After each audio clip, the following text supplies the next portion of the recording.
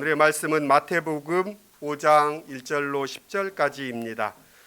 예수께서 무리를 보시고 산에 올라가 앉으시니 제자들이 나아온지라. 입을 열어 가르쳐 이르시되 심령이 가난한 자는 복이 있나니 천국이 그들의 것이미요. 애통하는 자는 복이 있나니 그들이 위로를 받을 것이미요. 온유한 자는 복이 있나니 그들이 땅을 기업으로 받을 것이미요.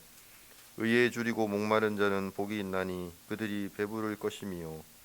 긍휼히 여기는 자는 복이 있나니 그들이 긍휼히 여김을 받을 것이미요. 마음이 청결한 자는 복이 있나니 그들이 하나님을 볼 것이미요. 화평하게 하는 자는 복이 있나니 그들이 하나님의 아들이라 일컬음을 받을 것이미요. 의를 위하여 박해를 받은 자는 복이 있나니 천국이 그들의 것임이라. 이는 하나님의 말씀입니다.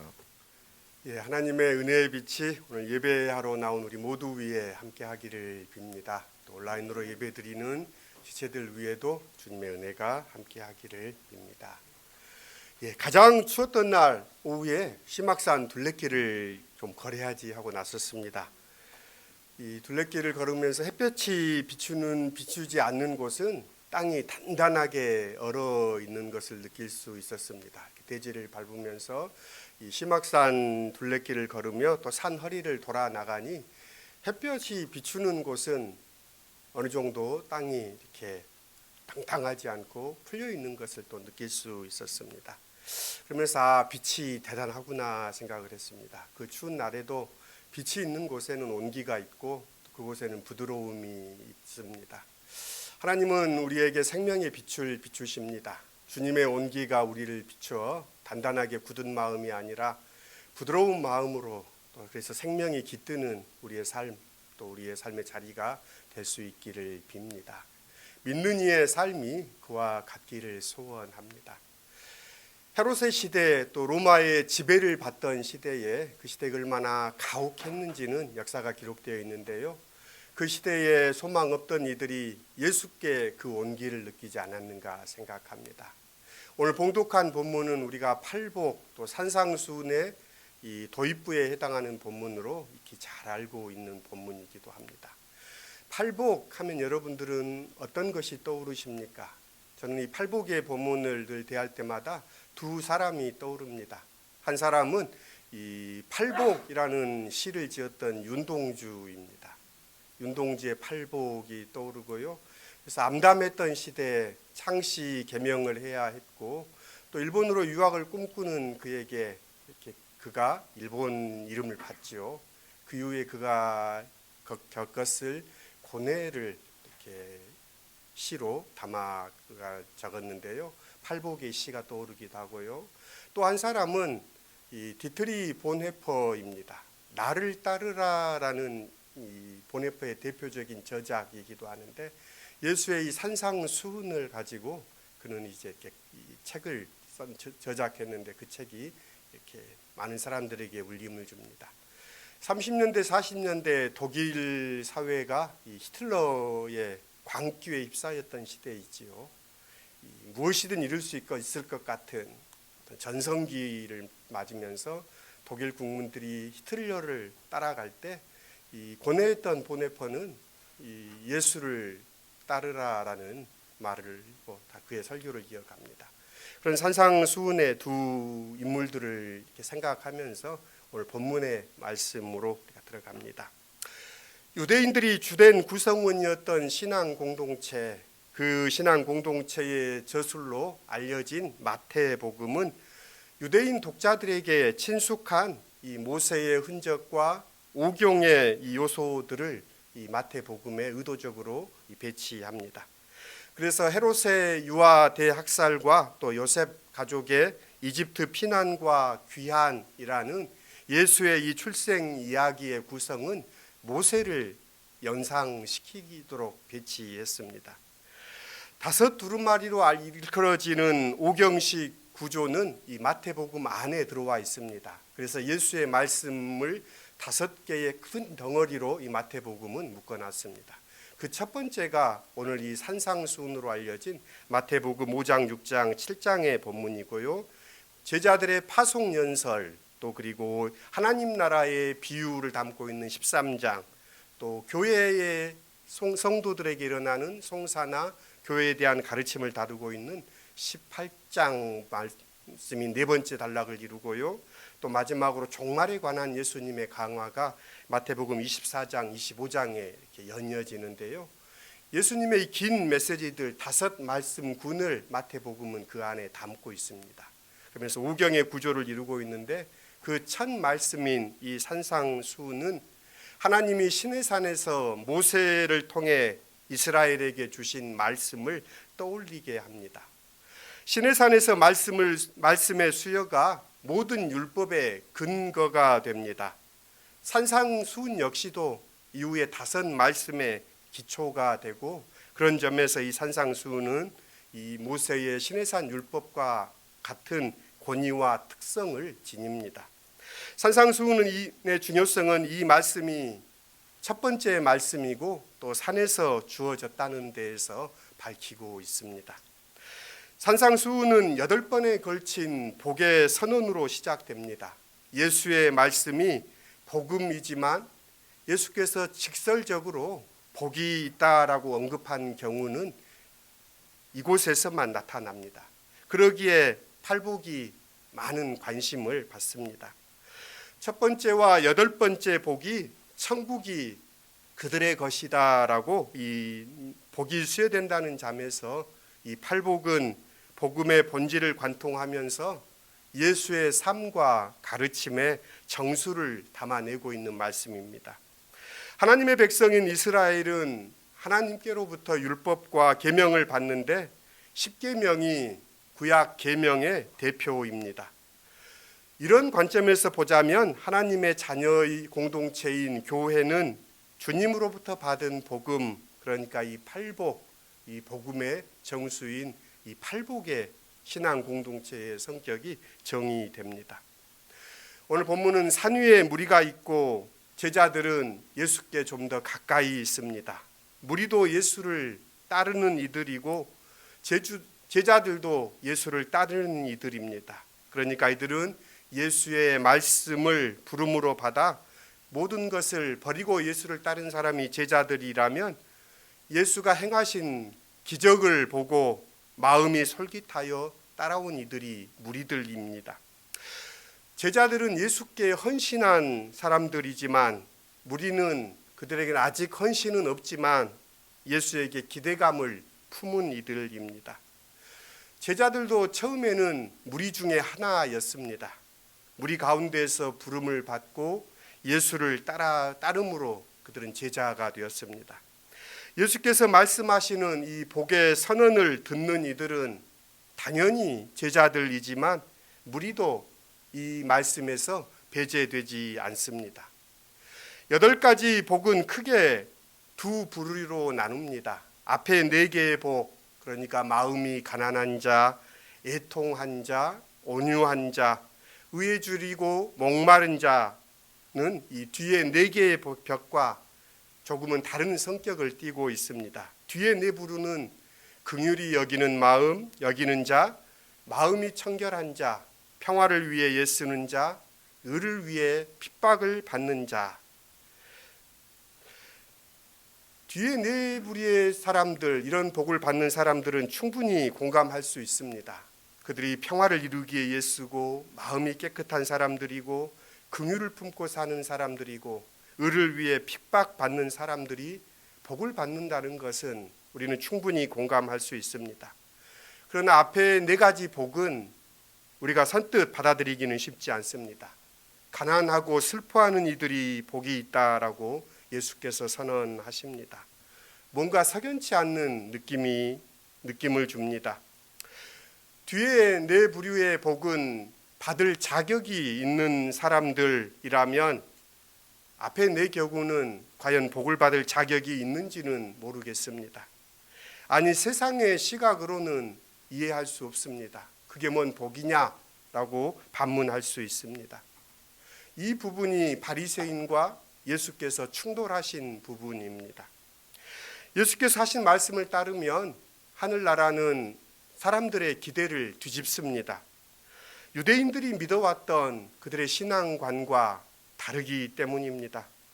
그들은 자신들이 하나님의 나라의 주인공이라고 믿었는데 자신들은 쫓겨나고 오히려 아무것도 한 것이 없다고 생각되는 사람들, 그들이 그 나라를 차지할 것이라고 예수께서 말씀하시기 때문입니다. 실제로 예수님은 말씀하십니다. 주님의 이름으로 예언을 하고 귀신을 쫓아내고 기적을 행하는 사람들을 향해 주님은 나는 너희를 모른다라고 말씀하십니다. 12시간 동안 포도원에 들어와 일한 품꾼과 1시간만 일한 품꾼이 하늘나라에서 똑같이 한 데나니온의 품삯을 받습니다. 이처럼 예수께서 말씀하신 하나님 나라의 가장 큰 특징은 뒤집힘입니다. 제왕들은 왕자에서 끌어내려지고 비천한 사람들이 높여집니다라고 노래했던 마리아의 이 예고가 예수께서 이루십니다. 거지 나사로는 괴롭게 살았으므로 아브라함의 품에 안긴다라고 말씀하십니다. 호사를 누렸던 부자는 불 속에 떨어집니다. 마태복음이 전하는 팔복 중 이 앞에 4가지 복은 이 뒤집힘의 특징을 반영합니다. 먼저 된 자가 나중되고 나중된 자가 먼저 된다는 예수의 말씀이 이 4경우에 해당합니다. 마음이 가난한 자들, 슬퍼하는 사람들, 온유한 사람들, 의에 줄이고 목마른 사람들이 복된 이유는 그들에게서 발견되지 않습니다. 그들의 삶이나 행동에서 인정받을 무슨 가치를 찾아낼 수 없습니다. 마음이 가난한 이들은 그저 가진 것이 적은 사람들이 아니라 버림을 당한 이들로서 세상에서 희망을 가질 수 없는 사람들을 뜻합니다. 애통하는 이들은 즐거워할 이유를 상실한 사람들입니다. 온유한 이들은 겸손한 사람들이 아니라 발에 밟혀도 될 정도로 수치와 무시를 당하는 사람들입니다. 의에 줄이고 목마른 사람들이란 의를 갈망하고 추구하는 사람들이 아니라 불의와 부당함을 겪으면서 의에 호소하는 사람들입니다. 이들은 한결같이 어쩌면 주류에 끼지 못하는 소수이고 주변으로 밀려난 이방인들에 불과합니다. 세상은 그들을 불쌍히 여기기는 하겠지만 그들이 복이 있다고 하지는 않습니다. 애초에 그들은 복과는 상관없는 벌이나 저주를 받은 사람들이라고 불렸던 사람들입니다. 그런데 예수께서 이들이 복이 있다고 선언하십니다. 세상에 버림을 받은 사람들이 하나님 나라의 선택을 받습니다. 세상에서는 기뻐할 이유가 없는 이들이 하늘이 위로합니다. 수치와 무시 속에서 세상의 유업을 상속받을 권리를 상실한 이들에게 땅이 주어집니다. 땅에서 정당하고 공평한 대접을 받다 보지 못한 자들에게 공정하고 의로운 판결이 내려질 것입니다. 그들이 이 세상에서 가지지 못한 것들이 복으로 수여됩니다. 이것이 조건 없이 수여되는 역전으로서의 복입니다. 하나님 나라의 가장 큰 특징은 이런 역전에서 일어난 것입니다. 왜 하늘나라에서 역전이 일어나는 것이냐라고 묻지 않을 수 없습니다.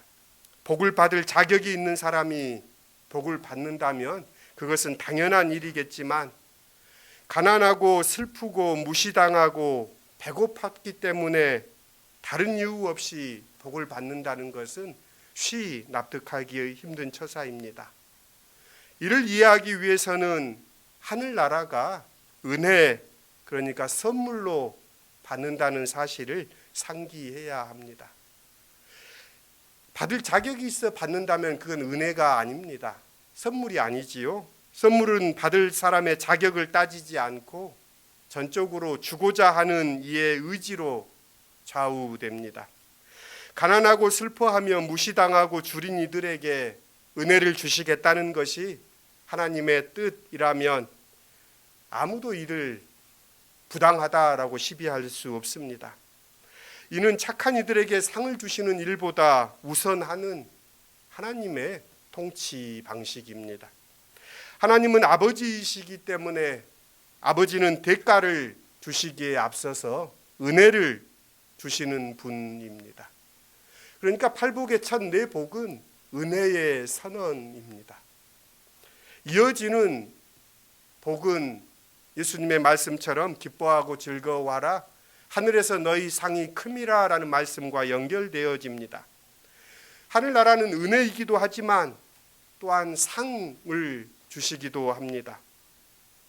선물은 자격을 따지지 않지만 상은 받을 자격이 있는 사람들에게 주어집니다. 긍휼히 여기는 사람들, 자비를 베푸는 사람들은 하나님께서 상을 주시겠다고 말씀하십니다. 마음이 깨끗한 사람, 또 평화를 이루기 위해서 절치부심하는 사람, 의를 위해 고난받는 사람들은 하늘나라의 상을 받을 자격이 있기 때문입니다. 이들의 공통점은 그들 모두가 하나님 나라를 바라고 그 나라를 위한 삶을 살았다는 데 있습니다. 자비와 깨끗한 마음과 평화와 의는 모두 하나님의 뜻이며 하나님 나라의 특징이기도 합니다. 이를 위해 산 사람은 복이 있으며 그들은 상으로서 하늘나라를 받습니다.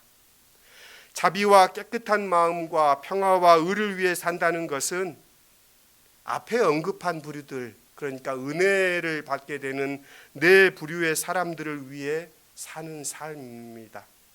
가난하고 슬퍼하고 비천하고 불의의 폭압에 시달리는 사람들을 위해 힘쓰며 사는 삶이 뒤에 네 부류의 사람들의 삶입니다. 가난한 이들에게 자비를 베푸고 슬퍼하는 이들을 마음 다해 위로하고 비천한 이들과 함께 평화를 이루고 부당하게 취급당하는 이들의 권리를 찾아주기 위해 핍박을 감수하는 것은 하나님 나라의 복을 받을 가치가 있는 삶입니다. 하나님은 그런 삶을 사는 이들을 기억하며 그들에게 하늘나라의 복을 주십니다. 흥미로운 것은 천국의 복을 받는 것인데 하나님 나라를 위해 무언가 기도, 제사, 헌금, 봉사 등 이런 종교적인 행위를 했던 사람들이 아니라 사람 사이의 불평, 부당을 해소하고 평화와 정의를 세우려는 이들에게 복이 수여된다는 점입니다. 그러니까 교회에 열심히 출석한 사람들에게 하늘나라를 주시는 것이 아니라 이 세상의 고통, 이 세상의 불의, 이 세상의 평화를 위해 애쓰는 사람들에게 하늘나라를 주시겠다라고 예수님은 말씀하신다는 점입니다. 팔복이 그들에게 복이 있다는 3인칭 목적어를 가지고 있다면 팔복 다음에 주어지는 복은 이 말씀을 듣는 너희를 겨냥합니다.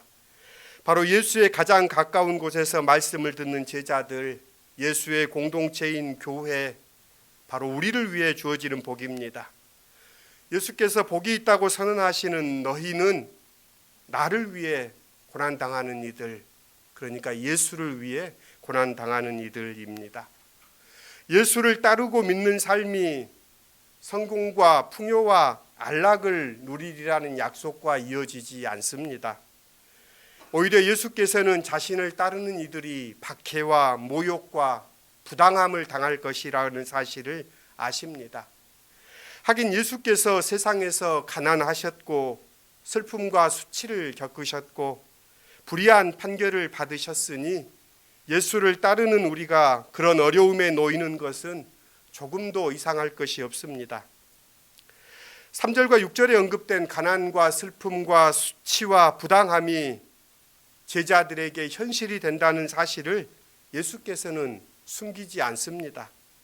그러므로 이 말씀은 그런 처지에 놓이더라도 너희는 복이 된다라는 선언입니다. 한편으로 예수께서는 가난하셨으니 자비를 베푸는 우리에게 복이 있고 예수께서는 슬픔을 겪으셨으니 진심으로 위로하는 너희에게 복이 있고 예수께서는 수치를 당하고 버려지셨으니 그런 이들과 형제의 평화를 나누는 너희에게 복이 있고 예수께서는 부당한 취급과 불의한 판결을 받으셨으니 정의를 위해 일하는 너희는 복이 있다는 뜻으로도 해석됩니다. 그리스도인들이 받을 상이 어떤 것인지 명확해집니다. 기독교는 종교가 아니다라는 말을 들으며 여러 생각이 머리를 스쳐갔습니다. 첫 번째 생각은 종교의 본연만이라도 지켰으면 좋겠다라는 생각입니다. 그러면서도 예수라는 이를 따르는 그리스도교의 본질을 잃지 않았으면 하는 마음도 떠올랐습니다. 오늘의 교회가 예수의 그 고귀한 희생, 십자가와 또 십자가의 용서의 은혜를 값싼 은혜로 바꾸었다라고 통렬히 비판했던 디트리 보네퍼의 산상수훈을 이번 주간 거듭 읽었습니다. 은혜는 거저 주어지지만 싸구려가 아니라는 것입니다. 고귀한 것입니다. 그러면서 보네퍼는 이렇게 이야기합니다. 팔복을 마무리하며 이런 물음이 일어난다. 이 세상 어디에 이러한 공동체의 자리가 존재하는가? 오직 하나의 장소만 존재하는 사실이 분명해졌다. 가장 가난한 분, 가장 큰 시련을 당한 분, 가장 온유한 분이 계신 곳, 곧 골고다 언덕 십자가에 바로 그런 자리가 존재한다. 축복을 받은 자들의 공동체는 십자가에 달린 분의 공동체다. 그분과 더불어 그들은 모든 것을 잃었고, 그리고 그분과 더불어 그들은 모든 것을 얻었다. 축복은 십자가로부터 흘러나온다. 그러나 예수는 오직 이를 이해할 수 있는 자들, 곧 제자들에게 직접 말한다. 나로 말미암아 너희를 욕하고 박해하고 거짓으로 너희를 거슬려 모든 악한 말을 할 때에는 너희에게 복이 있나니 기뻐하고 즐거워하라. 하늘에서 너희의 상이 큼이라. 시온교회를 시작하면서 하나님께서 주셨던 말씀이 너는 복이 될지라 라는 말씀입니다. 시온 공동체가 주님과 함께 고난을 받고 주님과 함께 기뻐함으로 주님과 함께 모든 것을 이뤘지만 주님 안에서 모든 것을 얻는 공동체가 되기를 소원합니다. 주님은 이런 사람들을 기뻐하십니다. 우리 공동체를 기뻐하십니다. 우리 시온 공동체가 이 세상 속에 주님과 함께하는 주님의 공동체, 팔복의 공동체가 될 수 있기를 소원합니다. 기도하겠습니다. 팔복의 말씀을 대할 때마다 이 말씀을 몸소 이루신 예수님을 생각합니다. 사람을 사랑하셔서 가난한 자가 되었고 애통해 했으며 온유함 가운데 의에 줄이고 목마름 가운데 십자가에서 죽으셨습니다. 당신께 오는 사람들을 긍휼히 여기시고 평화를 주시고 아버지의 마음을 보여주셨던 주님, 의를 위하여 핍박을 받으신 주님, 다시금 주님을 모십니다. 다시금 주님을 따릅니다. 주님, 우리의 동행이 되어 주십시오. 우리 공동체가 십자가 아래의 공동체가 되게 하시고 팔복의 길을 걷는 시온 공동체로 이끌어 주셔서 너희는 복이 될지라 주님의 말씀처럼 그 말씀을 이루는 저희들이 되게 해 주십시오. 예수님의 이름으로 기도드립니다. 아멘.